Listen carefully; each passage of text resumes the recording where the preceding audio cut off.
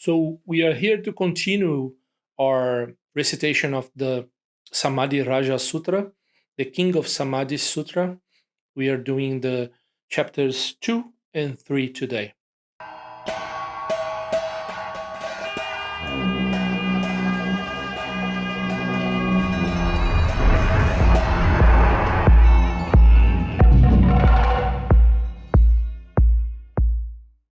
Namo Buddhaya Gurave, Namo Dharmaya Tayine, Namo Sangaya Mahate, Tribiyopi Satatang Nama. Buddhaya Saranaya Gacchami, Dharmaya Saranaya Gacchami, Sangha Saranaya Gacchami. Sanje Chodan Sochi Chonan La Janchu Bardo Dagni Chapsu Che Dagi Jinsu Chipe Sanan Che Drala Penche Sanje Drupa Sho Sanje Kundu Peme Jasa Je Drulumena Dampe Saso Jinji Metu Judrupa Najurpa Mane Dua Dua De Poncho Sawe Lama Pema Garon La Soa Depso Trupa Rajene Salayan Tanda Jete Komposhe Dan Meshanja Sho The King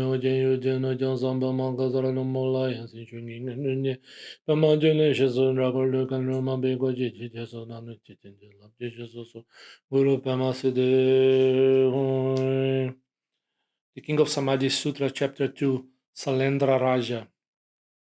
Then the Bhagavan said to the youth, Chandraprabha, "Young man, I remember that in the past, when I was practicing the conduct of a bodhisattva, I became a chakravartin. I desired this samadhi and I desired to attain quickly the highest complete enlightenment of perfect Buddhahood. For many 100,000 quintillions of eons on this vulture peak mountain I served, venerated, revered, honored, worshipped, and made offering to many countless innumerable Tathagatas, Arhats, perfectly enlightened Buddhas, with the presentation of many 100,000 quintillions of every kind of jewel and every kind of beautiful flowers, incense, perfume, garlands, ointments, powders, parasols, banners, flags, music, musical instruments, flags of victory, and precious monasteries.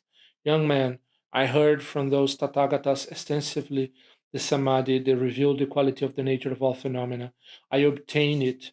I asked questions about it, preserved it, recited it to others, promoted it, meditated on it with unadulterated meditation, promulgated it, and made it widely known to others. Young man, the last of all those Tathagatas was the Tathagata, the Arhat, the perfectly enlightened Buddha, Salendra Raja. Young man, that Tathagata Salendra Raja had a sangha of 1,000 trillion Shravakas and Bodhisattvas. Their lifespans were 7,600,000 years. I served and made offerings to the Tathagata, the Arhat, the perfectly enlightened Buddha Salendra Raja, for 180,000 million years, and I built 10 million monasteries made of sandalwood and precious materials.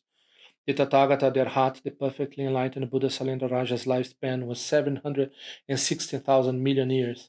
I entered homelessness in the presence of the Tathagata, the Arhat, the perfectly enlightened Buddha Salendra Raja, and for 140,000 million years I listened to the Samadhi that revealed the quality of the nature of all phenomena. I obtained it, asked questions about it, preserved it, recited it to others, promoted it, meditated on it with an unadulterated meditation, promulgated it, and made it widely known to others. Then the Bhagavan said to the youth Chandraprabha, "Young man, if in that way you wish for this samadhi and wish to attain quickly the highest complete enlightenment of perfect Buddhahood, then you too should dedicate yourself to making offerings to, serving, and being an attendant to all Tathagatas, as I have done.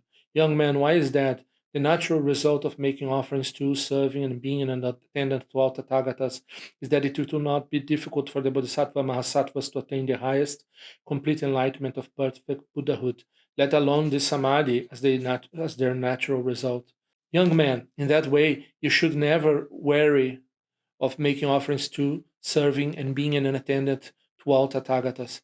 Then the Bhagavan taught extensively as a praise in chanted verses this chapter on the past lives of the youth Chandraprabha. I remember 600 millions of those who have the 10 strengths dwelling in the Vulture Peak mountain in the past who taught me when I was practicing Bodhisattva conduct, the supreme peace of Samadhi. The last of all of them was the Lord of the World illuminator named Salandra Raja, and I asked him questions. I had become of royal caste. I was the principal king, the sovereign. I had 500 sons, no less indeed than that. For that Buddha, I built 10 million monasteries made of special sandalwood and some of precious materials. I was a king named Bismutara, beloved and adored by many beings for 180,000 million years. I made excellent offerings to that Buddha, the lifespan of the guide Salendra Raja, that Jina, irreproachable, supreme among humans, was 760,000 million years. The Sangha of that supreme man was composed of 8 trillion Shravakas, who had the three knowledges, the six higher cognitions, and controlled senses, whose defilements had ceased and who were in their last body. At that time, I always longed for this samadhi in order to benefit the people of the world and the devas, and so I made many kinds of offerings to that Jina, that supreme human. I, with my sons and wives, entered homelessness in the presence of Jina Salendra Raja, and I asked questions about the Samadhi for 140,000 million years. I acquired from that Sugata the single chapter of this Samadhi, which was 8,000 trillion verses, and moreover another 100 septillion. Because I longed for this sublime Samadhi, there was nothing that I had not previously offered: heads, hands, legs, wives, and likewise sons, an abundance of riches, and similarly food to eat. I remember 10,000 million Buddhas and more to the number of sand grains in the Ganges, residing on Vulture Peak Mountain and teaching this supreme Samadhi, this peace. All of them had the name Sakyar Saba. All their sons were named Rahula. All their attendants were named Ananda. All were mendicants from places named Kapilavastu. The principal two students were Kolita and Sariputra. The names of all saviors were the same. The names of their worlds were the same, and they all appeared in the time of the generation. While I practiced this bodhisattva conduct, I honored all those lords of men. While I longed for the samadhi, there was nothing I did not offer to the jinas. The samadhi is attained through practicing. Its practice has been taught in many forms. The samadhi is not difficult to attain for those who are established in all good qualities. The samadhi is not difficult to attain for those who do not grasp pleasures, who have no cravings, who have no attachment to family, and are without envy, who are continually kind and are without anger. This samadhi is not difficult to gain for those who do not desire honor or gain, whose subsistence is pure, who have nothing, whose conduct is pure, and who are without fear. This samadhi is not difficult to attain for those who are diligent, without lassitude, and who are inclined to solitude, established in purification, and continually remain in patience of selflessness.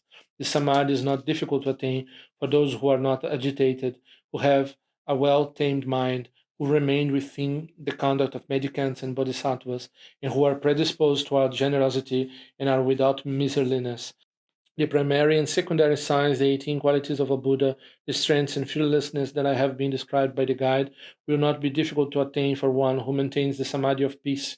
If all the beings that a Buddha can see were simultaneously to attain Buddhahood, and the length of each of their lives were to be countless tens of thousands of millions of eons, and if each of them were to have heads as numerous as grains of sand in the ocean, and if within each head there were tongues as numerous as the number of heads, and if all their voices were to describe the benefit of possessing one verse of this samadhi, they would not be able to describe even a fraction of it, let alone describe the benefit of studying it or of possessing it. Whoever has accomplished the practice and developed qualities will be adored by devas, asuras, and yakshas. The ones who maintain the samadhi of peace, difficult to attain, will have kings as their attendants. The ones who maintain the samadhi of peace that is difficult to attain will be in the care of the jinas. They will always be attended by devas and nagas, and opponents will not be able to withstand their brilliance. The ones who maintain the samadhi of peace will have infinite eloquence, will teach countless thousands of sutras without the slightest interval. Those in the future time of great terrors who hear the samadhi and keep it will see the guide Buddha Amitabha and also the realm of Sukhavati. I have revealed these benefits, and I, the self arising teacher, request that you uphold this pure samadhi in the time that after I have passed into nirvana. The Buddhas who have passed into nirvana, those who will come in the future, and those who have appeared now, all those jinas realize unstained and non-composite enlightenment through the practice of this samadhi. Conclusion of the second chapter, Salendra Raja. Chapter 3. Praise of the Buddha's qualities. Then the Bhagavan said to the youth Chandraprabha, Young man, therefore, if Bodhisattva Mahasattvas wish to teach the Buddha qualities, as described by the Tathagata, the Arhat, the perfectly enlightened Buddha, without any loss of meaning or words, for all their words to come forth as those of the Buddha, then those Bodhisattva Mahasattvas, young man, should, for the sake of all beings, obtain this samadhi, understand it, preserve it, recite it to others, promote it, proclaim it, chant it, meditate on it with unadulterated meditation, promulgate it, and make it widely known to others. Young man, what are the Buddha's qualities of a Tathagata? Young men, Bodhisattva Mahasattvas, whether in solitude at the foot of a tree, or in the open air, or in an empty building, should learn well the following. The Bhagavan is thus: a Tathagata, an Arhat, a fully enlightened Buddha, one with perfect wisdom and conduct, a Sugata, one who knows the world's beings, an unsurpassable guide who tames beings, a teacher of devas and humans, a Buddha, a Bhagavan. The Tathagata is the natural result of merit. He is the inevitable result of roots of merit. He is adorned by patience. He is the manifestation of a treasure of merit. He is beautified by the excellent primary signs of a great being. He has the blossom flowers of the secondary signs of a great being. He is exemplary in his conduct. His appearance is never disagreeable. He brings joy to those motivated by faith. He is invincible in his wisdom. He has the invulnerability of the strength. He is the teacher of all beings. He is the father of all bodhisattvas. He is the king of all noble individuals. He is the caravan leader for those beginning on their journey. He is immeasurable in his wisdom. He is inconceivable in his eloquence. He is pure in his voice. He is delightful in his speech. He is lovely in his physical form. He is unequaled in body. He is unstained by the desire realm. He is unsullied by the form realm. He is unadulterated by the formless realm. He is free from suffering. He is liberated from the skandhas. He is separated from the dhatus. He has restrained the ayatanas. He has cut through the knots. He is free from torment. He is released from craving. He has crossed over the great river. He is complete in his wisdom.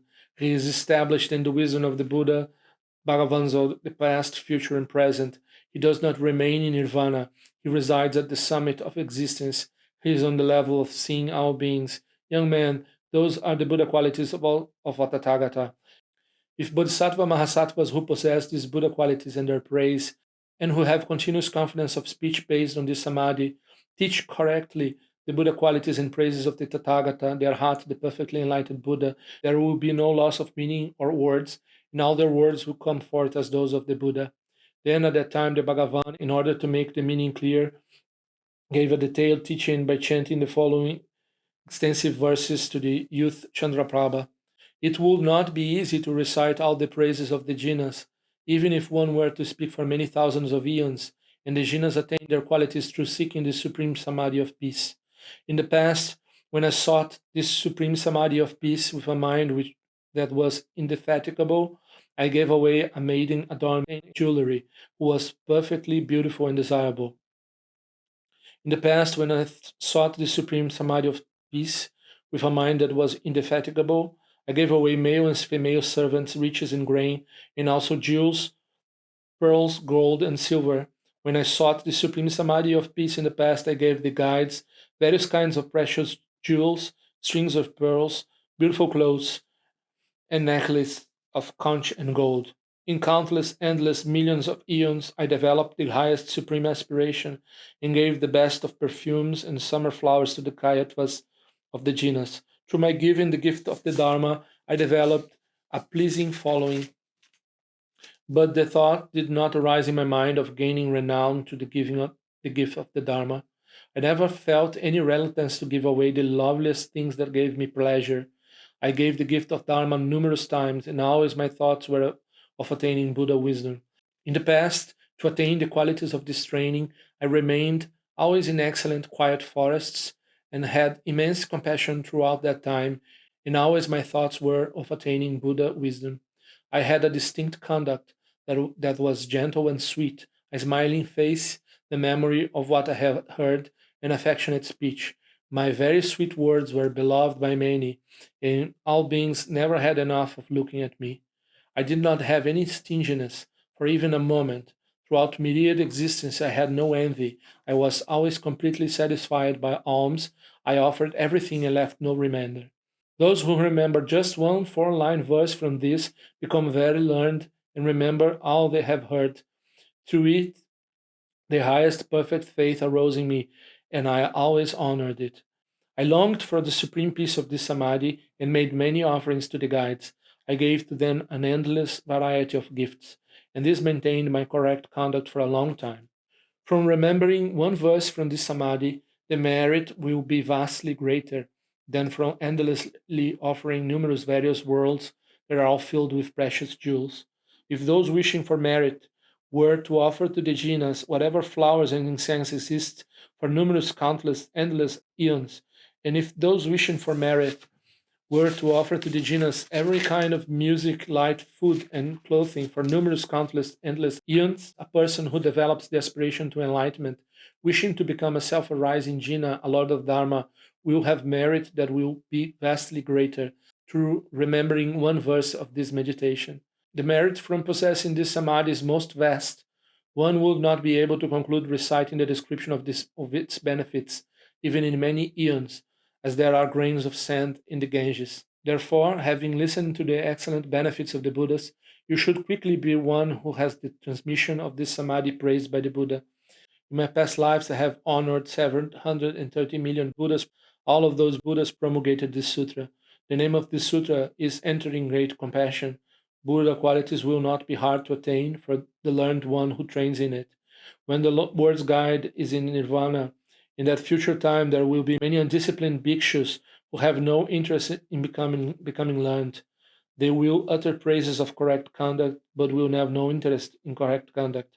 They will utter praises of samadhi, but will have no interest in samadhi. They will utter praises of wisdom, but will have no interest in wisdom. They will utter praises of liberation, but will have no interest in liberation. It is like when someone speak of the qualities of sandalwood, saying, "Sandalwood is like this, it makes a pleasing incense." And another person asks that man this question, "Do you have some of the sandalwood that you have been praising?"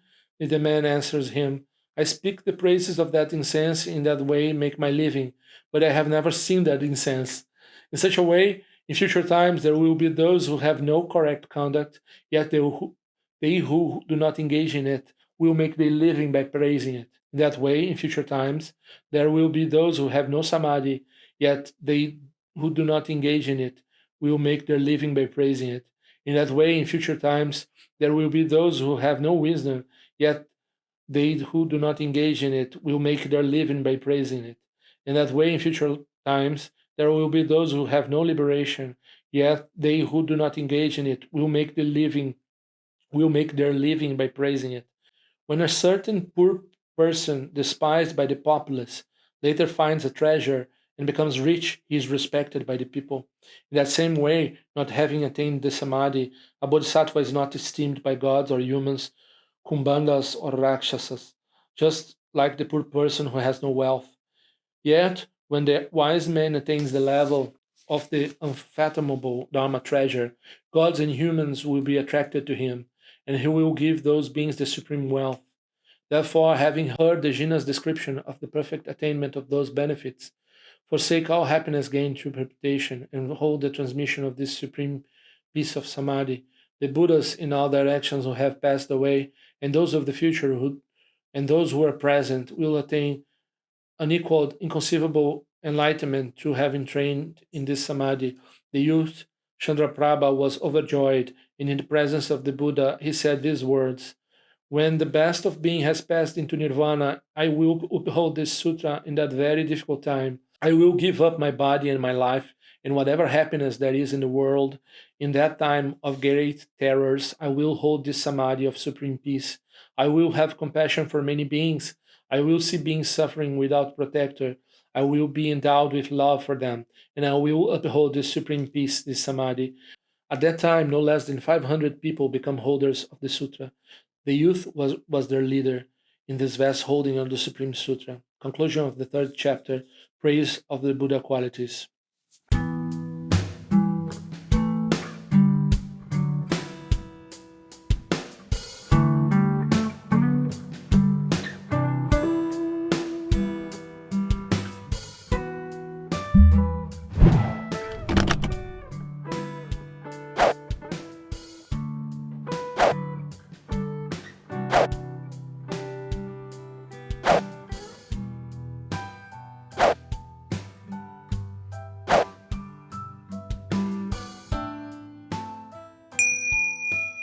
Throughout my many lives and until this moment, whatever virtue I have accomplished, including the merit generated by this practice and all that I will ever attain, this I offer for the welfare of sentient beings. May sickness, war, famine, and suffering be decreased for every being, while their wisdom and compassion increase in this and every future life. May I clearly perceive all experiences to be as insubstantial as the dream fabric of the night, and instantly awaken to perceive the pure wisdom displayed in the arising of every phenomenon. May I quickly attain enlightenment in order to work ceaselessly for the liberation of all sentient beings.